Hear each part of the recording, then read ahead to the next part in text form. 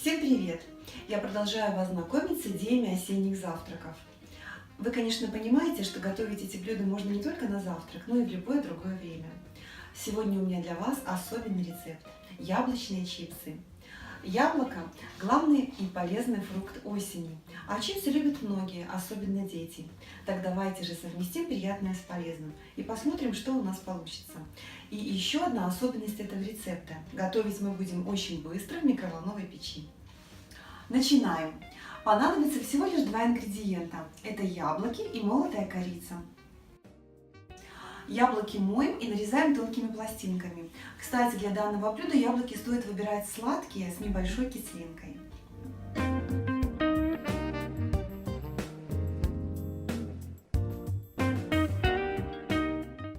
Чем тоньше пластинки вы нарежете, тем быстрее чипсы у вас приготовятся. Яблочные слайсы сполосните в холодной воде, обсушите полотенцем или бумажными салфетками и выложите на плоскую тарелку, выстеленную пергаментом. Кстати, раскладывать лучше так, чтобы слайсы не соприкасались друг с другом. Посыпьте пластинки корицей. Поместите блюдо в микроволновую печь и готовьте на максимальной мощности в течение 10-15 минут.